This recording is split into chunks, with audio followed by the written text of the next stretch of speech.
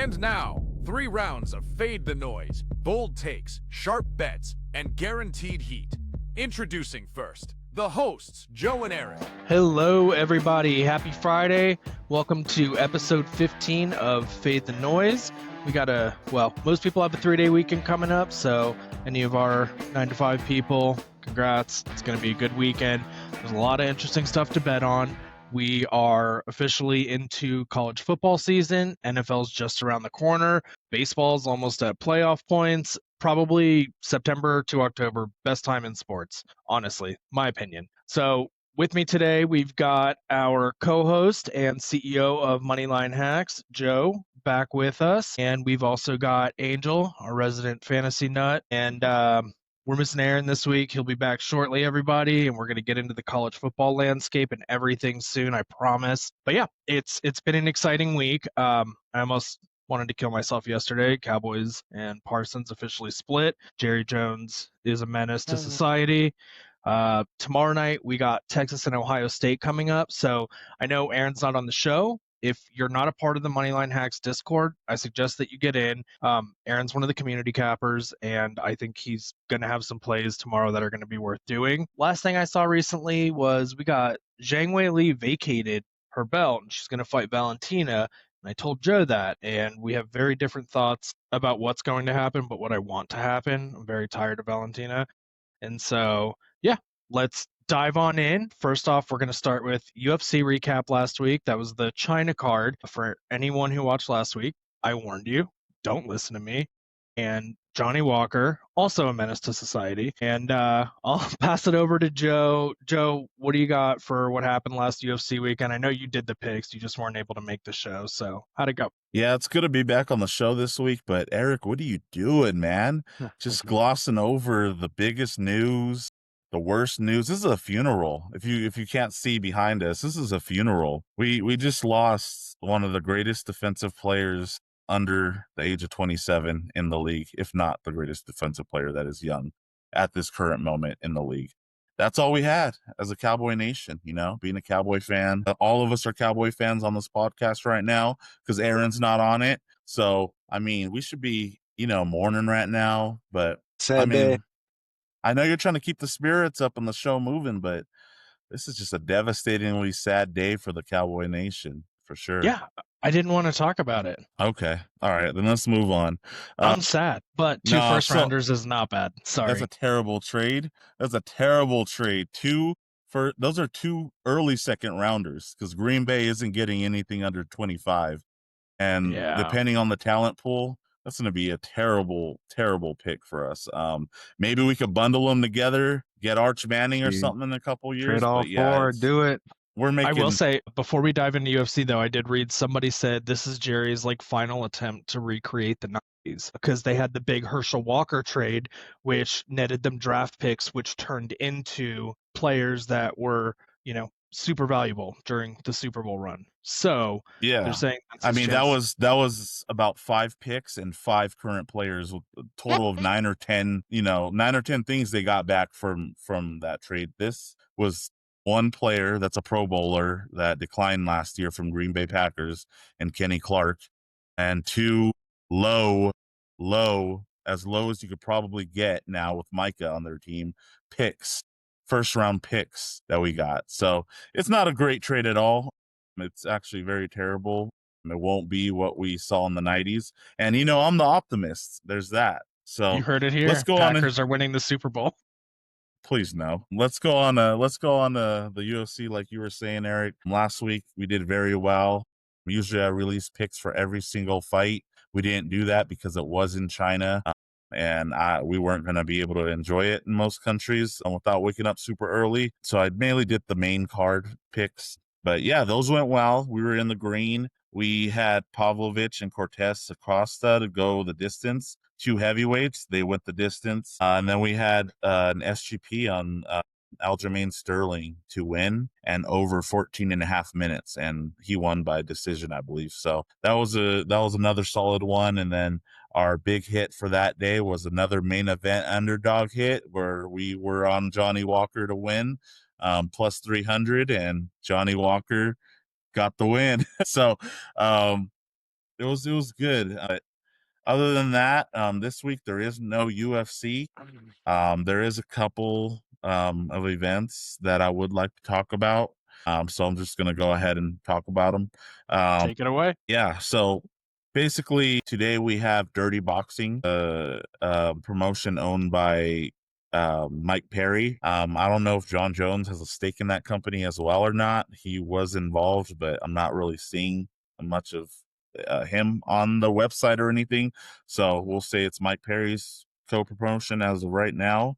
And it's exciting. It blends boxing and MMA kind of together. It's just another niche combat sport, and this is Dirty Boxing 3, so it's just a very new promotion. In that the main event, Jairzinho Rosenstrike, who's a former UFC fighter not too long ago, is the main event. So that'll be something good to look out for. And then we have Brian Battle making his debut. He did make weight, and he just got cut from the UFC for not making weight. Wow. At Third time's a charm. 186. Yeah, so he didn't make the middleweight UFC weight, which is 186. He made 186 for Dirty Boxing. So he said he's gonna try to just, which I believe in him. I actually really like Nice. Brian Battle, and I think this is just a lesson he had to learn. You know, a young guy has to learn lessons sometimes. I think it's just cutting weight. So if he could prove he could cut weight outside of the UFC, he keeps winning, the UFC will bring him back. This isn't Mokaev or Paul Daly back in the day. Like, he's not banned forever. He just needs to show them that he could grow up. So I think he'll be back in the UFC. And then tomorrow is another boxing event, Misfits Boxing, owned by KSI. I don't think KSI is on the card. I don't think he's on the card. He's just there in the press conferences. I was watching it yesterday. But this is going to be a good one between Darren Till and Luke Rockhold on that card. Darren Till, still too early to pick a side. Check in with VIP or the Discord, and we'll have some more information on that tomorrow. But Darren Till's a former UFC fighter. He's fought for the belt, taking on a former UFC champion in Luke Rockhold. Darren Till is a little bit smaller. He was fighting at welterweight in UFC. Luke Rockhold was actually the middleweight champ. But this doesn't translate to boxing very well, and I would give Darren Till a good chance in this fight. Still have to do more research and get down to it before I make an official pick, but that's a good fight to look out for tomorrow if you're just itching for some combat sports. I'm watching. Without UFC tomorrow. So Yeah. other than that, on that card, we'll have Tony Ferguson taking on Salt Poppy for the interim bout. So no, not Salt Bay, although that'd be pretty cool. I'll My drop bad. Salt Bay up in there, but I can't keep Salt them Poppy. straight. Okay. No, but yeah, it's going to be a fun day of combat sports. Talent's not very high, but entertaining nonetheless. Absolutely. Honestly, now that I did that, I can't stop thinking about it because Tony can't stop losing. I know he's like one of the most renowned and appreciated fighters of all time. Horrible streak. And if my name were Salt Poppy and I knocked someone out, I would immediately go get a handful of salt and drop it on them like this, like as they're unconscious. But that'd be entertaining.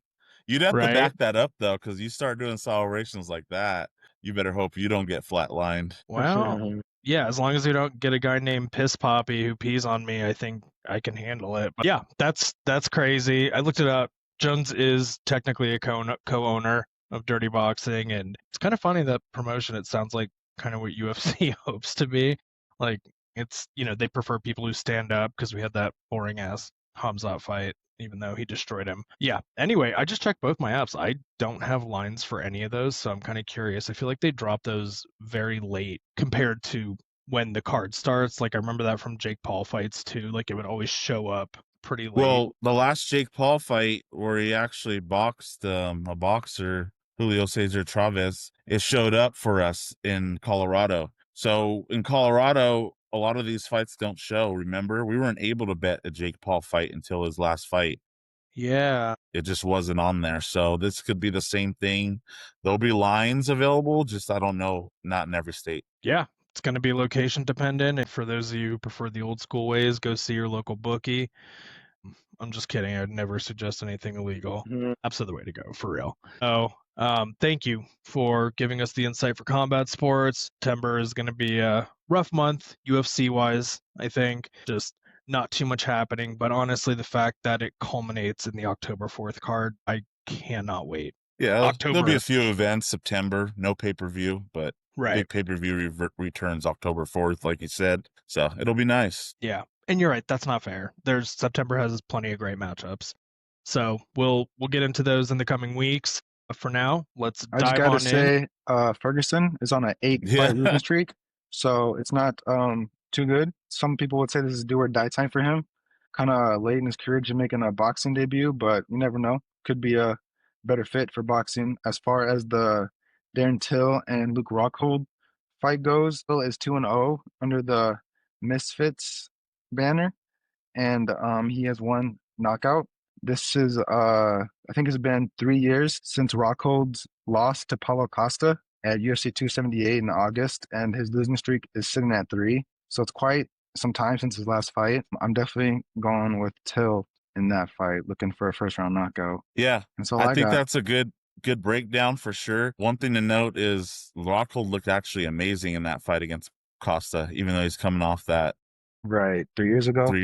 1 strike. Yeah. But after that, he got his teeth knocked out against Mike Oof. Perry and Even bare oh, knuckles. yes. So you might be on with this Till thing because Yeah, we'll see boxing what did not happens. serve him well. I didn't know about that Mike Perry one. I gotta watch that one. Yep. So if you're not counting that one, it might be a 4-fight lose streak. Oof, let's go. That's That- all it.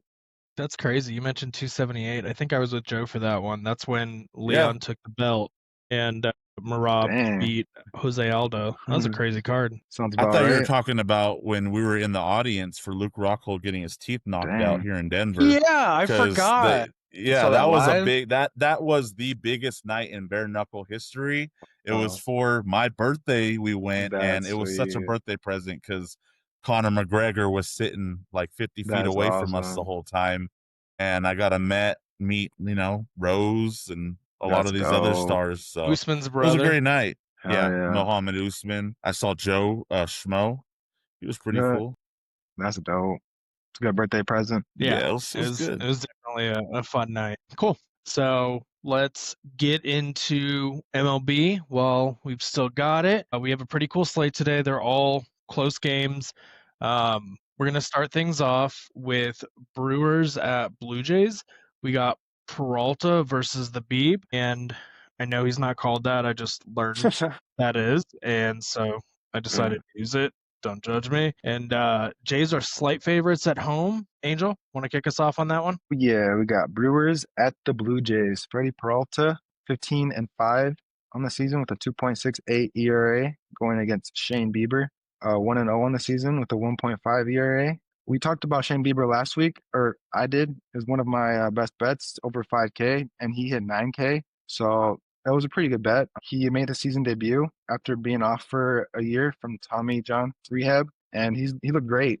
He pitched 6 innings, 2 hits, 1 earned run, 0 walks, and he got the win. So he's going against the Brewers, and they are on another level this year. I don't know what it is. I don't know what they're feeding them, but it's working. They are doing great, and with Freddie Peralta on the mound, in his last 3 games, he's given up 0 earned runs. In his last 4 games, he's only given up 1 run. But yeah, this is probably his best season of his career. His best bet for today is 5.5 strikeouts, and he's gone over that in 4 of his last 5 games. So I'm looking for that. And I got a hidden streak as well. Bo Bichette for the Blue Jays. He's on a what do we got? 12-game hidden streak. So look for that. But this is quite the pitcher matchup we got. I don't know who I lean, but I'm going for sure bet the under in total runs. Damn. Good tips and good call out on Bo's hit streak. I forgot to mention it earlier. I saw last night Schwarber hit like what? Bro, 4 4 home runs. Insane. Just calm down. You know? He's a monster. Thank you. No, good for him having a career season. Joe, what do you got for us for Brewers at Blue Jays? Yeah, Brewers at Blue Jays. Like Angel said, Peralta versus Bieber, the Biebs, like you said. We got we got 2 pretty good ERAs. Bieber's actually in just his second start of the year. His last outings went 6 innings and with 1 earned run and 2 hits. Opponents were batting 0.1 on him. Not bad at all. He has a small, shiny sample size. Peralta's just consistent. I'm liking him in this matchup. Toronto does have a high-powered offense that could wear down Peralta, but I don't know. I'm not 100% sure if that's going to happen. Blue Jays lead MLB in hits, and they actually rank 6th in runs scored. So they're hot right now with their hitting. Brewers are posting solid numbers as well. It's a good matchup. It's gonna be pretty close. Yeah, I'm just trying to like really see if I have like a dominant side on this. But if I don't think I do, if I lean, I do lean Toronto. I just think they're really hot right now. Blue Jays, the way they're hitting. I think it's form versus flair. Peralta brings the heat. Bieber brings the mystery. You don't know what's going to happen. Still has a good sample size, but it's small. One of them could dominate the other today. We don't know. So leading Toronto on the money line, but yeah, that's what I have for this matchup. Which is totally fair. I mean, for anybody watching that's relatively new to sports betting, you don't want to follow cappers that are going to force things. Okay. There's nothing wrong with being like, I don't know. This is a tough matchup. We have two great pitchers. A lot of different things could happen, especially in baseball. You want to follow the guys like Joe that are going to be honest with you. And if they don't have a pick, say, I don't have a pick. Might be leaning this way, but they won't steer you wrong. So thank you. And next up, we're going to look at Cardinals at Reds. Is it Liberatore, Liberace? I don't know. Liberace. Versus Little. Reds are slight favorites at home. Joe, you want to take us on this one? Yeah. So Cardinals versus Reds. They head to Cincinnati. Cardinals head to Cincinnati to face the Reds. They both have similar records. Liberator 6-11 on the season, 4.27 ERA, pretty erratic season. Tal, more consistent. He tends to give up long balls, but he is more consistent at 9-8 on the season with a 3.62 ERA. I think the Reds are a slight favorite. The money line hanging out around minus 130, I believe. Sir. I think the total's set at around 9 runs. Right now, this is experience versus consistency. Liberatore's struggles versus Littell's steadiness. Can the Cardinals punch through? We'll see tonight. We don't know. That's what we're tuning in to find out. But the Reds at Great American Ballpark may hold the edge in a tight pitching matchup. And I feel like the Reds are trying to stay alive right now in that wild card race. Cardinals, they're just trying to get back to 500. Yeah, it's a battle of the blades. I feel like Littell's steadiness may outshine Liberatore's flicker tonight. Predictability could be the sharper weapon. I think I like Reds in this one. Give me the Reds money line. Okay. Yeah. Nothing wrong with that. Angel? Yes, Cardinals at the Reds.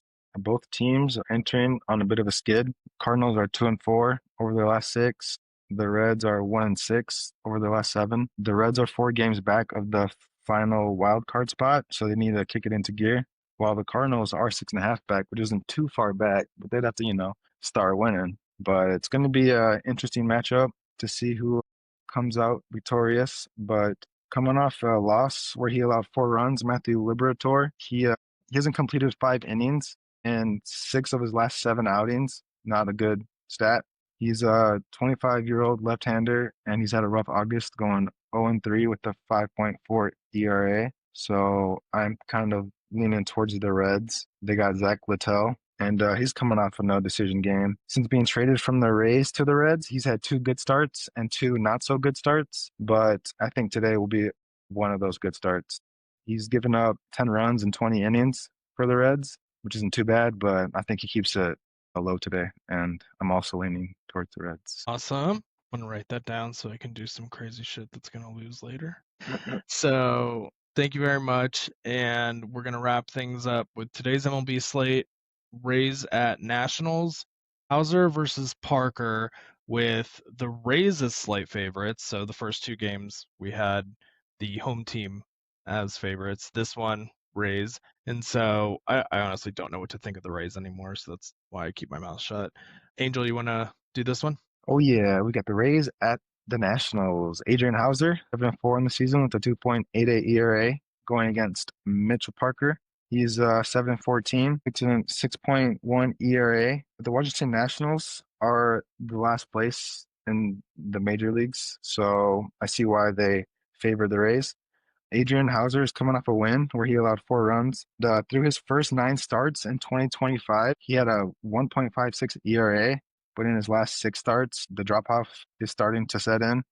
He's gone up to a 5.18 ERA, but I'm hoping for a bounce back game for him today because, like I said, the Nationals are last place, but you never know. Mitchell Parker, yeah, in his last 3 games, he's allowed 12 hits, 16 runs, 7 walks, and he's 0-4 in his last 5 starts. So I don't like the Nationals in this game, so I'm probably going to lean towards the Rays as well. That's crazy. I know none of us are professional statistical analysis people, but well, I should say statisticians, but yeah, I always wonder how they calculate the odds for the games because the odds really aren't bad on any of these for the True. favorites.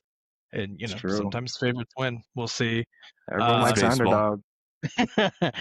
Joe, what do you think about this one? Yeah, so for Rays versus Nationals, Rays offense has been awesome. Nationals pitching isn't there. That's just, what that leads to, a lot of points on the board. I think it's going to be more of like a 6-5 game today. I got the over 9. Like we said, it's Hauser versus Parker. Parker is just struggling through a tough season, and the National staff is overall posting an MLB worst ERA.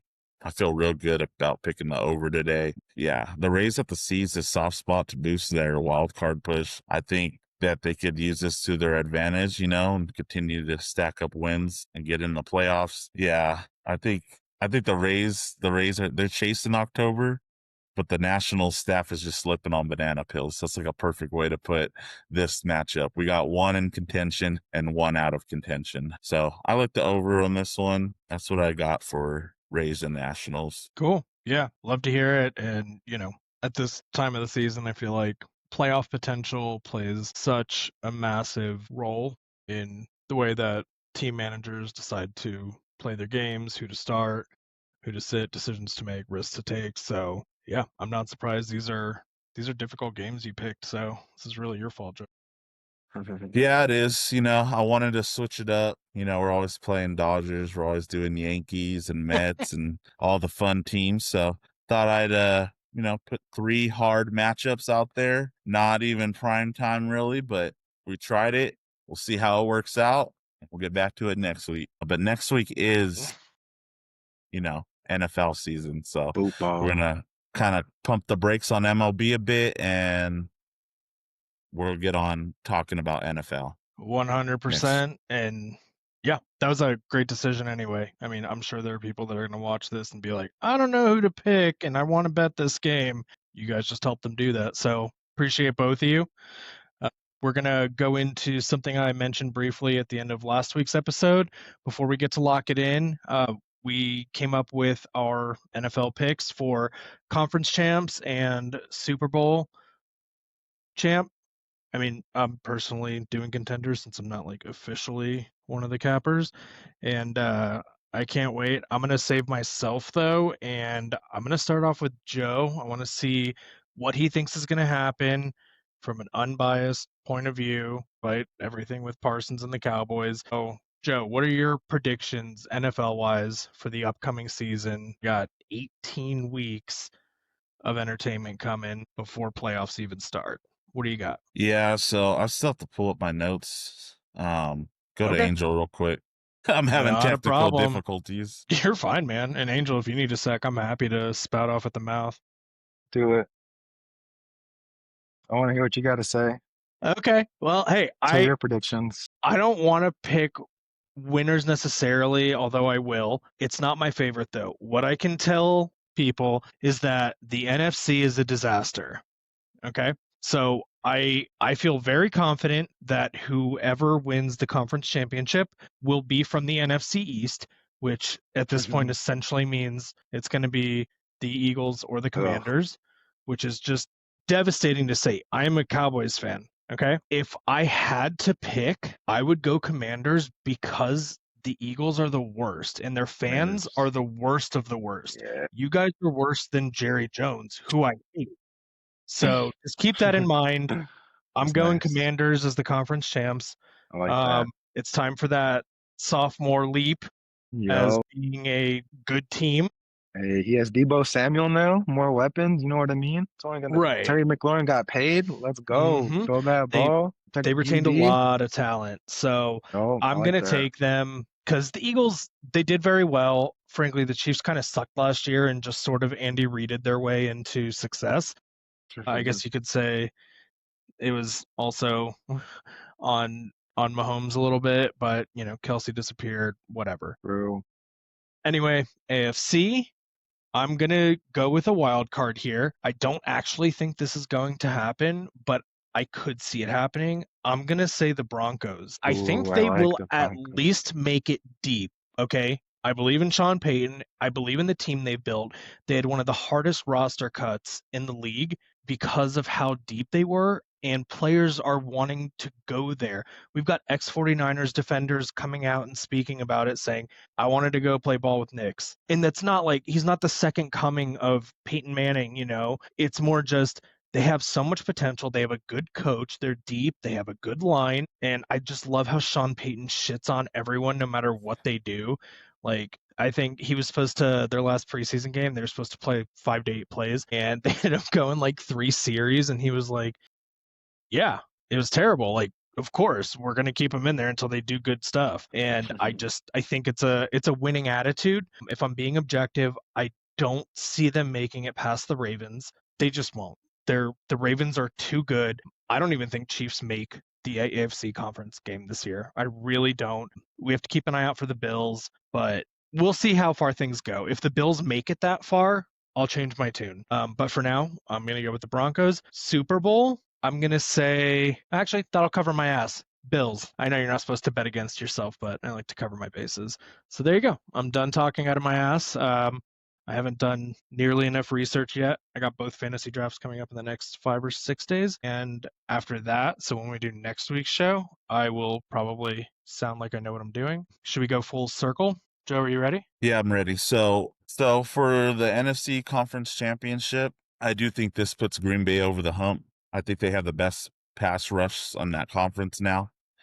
Jordan Love, I think he continues to improve, and I got them facing. I know it's either going to be the Eagles or the Commanders, but I think the Eagles repeat and go to the conference championship. And then for so I think, I think it's going to be Green Bay versus the Eagles in the NFC Conference Championship.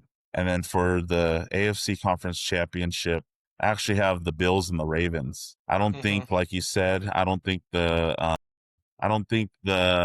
it's going to pan out for the Chiefs this year. I think Mm-hmm. they're going to continue to be on a decline to where they don't even make the Super Bowl this year or the conference championship game. I think the Bills and the Ravens finally take care of business. I think the Bills beat the Chiefs and Josh Allen gets over the hump to get back to the Super Bowl. That one's so hard. But I do think he ends up beating Lamar out. They can't catch a I break. I think it's I got the Bills versus Green Bay in the actual Super Bowl. I think Green Bay gets past the Eagles. I don't think the Eagles repeat Super Bowl appearance. I just think they repeat the conference championship appearance. I got Green Bay getting over the hump, getting to the Super Bowl, and losing to the Bills in the Super Bowl. Okay, before we go to Angel, several questions. First, do you remember we were at Topgolf when the Eagles played the Commanders and it was horrifying? This past year, like it was not great, but I think they stuck it out a lot better than most expected. But you're confident that the Eagles had enough player retention and everything that they're still going to be the dominant team that they have been. Yeah, leading up to the conference championship game, I don't see Okay. them get into the Super Bowl this year. I would say Okay. Green Bay would get past them. I would say even the Commanders, if they meet again, maybe they'll get past them, but I don't know. I feel like with Commanders and Eagles, it's such a coin flip. Like I think if the Commanders get past the Eagles, they can make a nice run, but I don't know. Something just tells me Green Bay's would beat both the Commanders and the Eagles this year. I got Green Bay going to the Super Bowl with that trade yesterday. Okay. Yeah. And their D line Micah's was. going to show out. The pass rush is just going to be amazing. They got the He quarterback. The will. team's just stacked. Like this put them in that contendership to go to the Super Bowl, and I'm buying it right now. I think as long as everything holds up, they'll go to the Super Bowl against the Bills. I got the Super Bowl going to the AFC, regardless if the Ravens or the Bills beat Green Bay in the Super Bowl. I think it's gonna go to the AFC this year. I agree with you. I actually do. And nothing would make me happier than the Bills. They freaking reviewed and changed a league rule and tradition specifically because of how things went in that last one. I thought Josh Allen had the first down and that they should have been the ones to go. And I think that says a lot. I think a lot of the league is behind the Bills.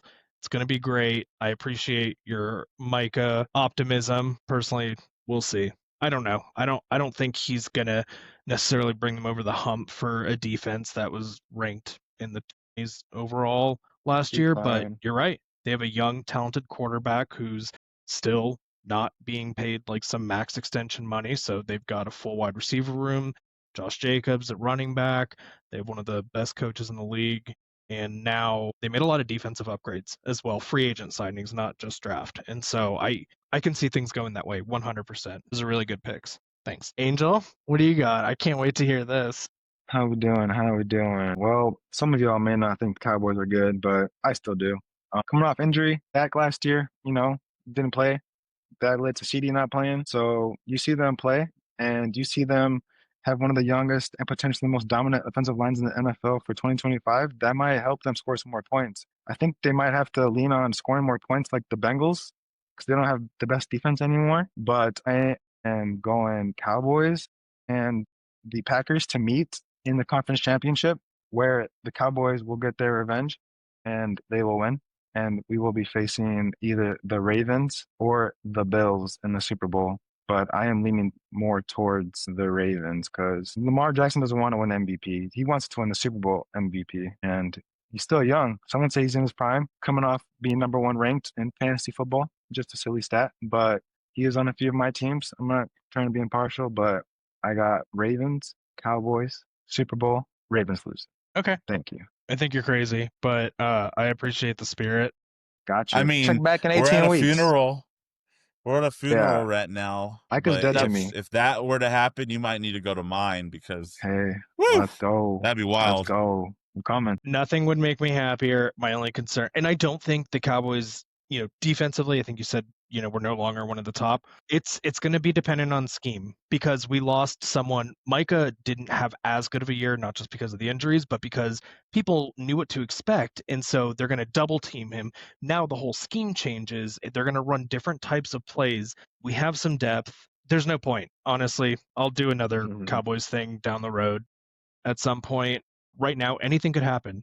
18 weeks, yeah. all of these guys are professionals, talented, and generally experienced. It's very difficult to pick right now, but I could see any of these situations happening that everyone's mentioned. So Let's go. great suggestions, guys. Sweet. Oh, and fantasy points is not a silly stat. It's a very great indicator of production. Yeah, helps win championships.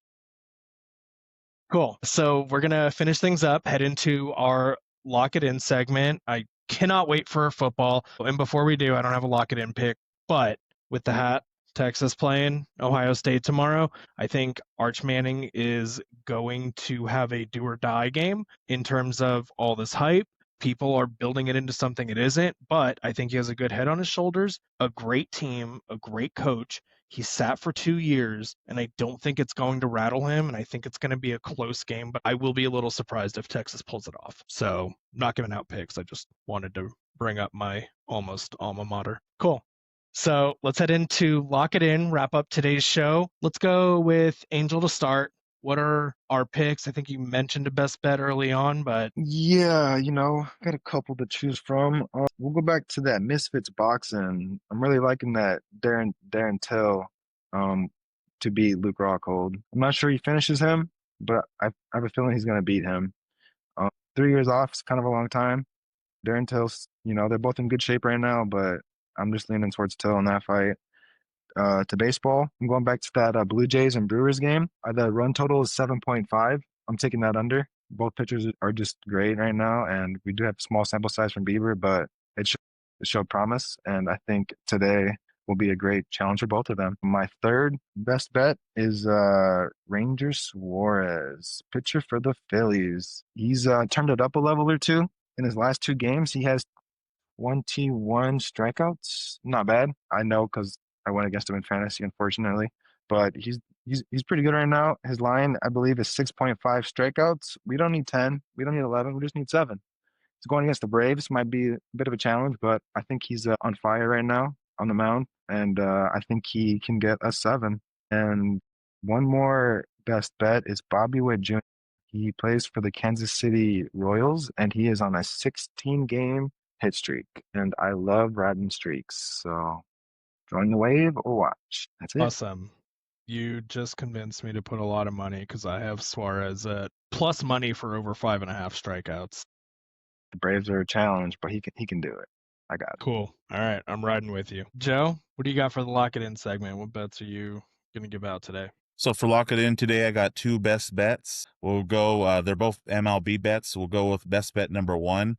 You know, when me and Angel are on the same side, we don't miss. So Brewers at Blue Jays under 7.5. I love that. Both teams' bats are trending cold against right-handed pitchers in the last week. Neutral weather in Rogers Center with a closed dome equals a pitcher's park. 2 aces, 1 dome, not much daylight for hitters. This one projects like a pitcher's chess match, so take the under. I love that one. Best bet number 2, we'll go at Cardinals at Reds. Take the Reds money line. Like I said, the Liberatore is just trash. Little has a much steadier stats, ERA, WHIP, especially at home. Cardinals offense away is bottom 10 in OPS and for right-handed pitchers, so it's just terrible. Liberatore does bring fireworks, but not the good kind. Cincinnati has a steadier arm and the hotter pen.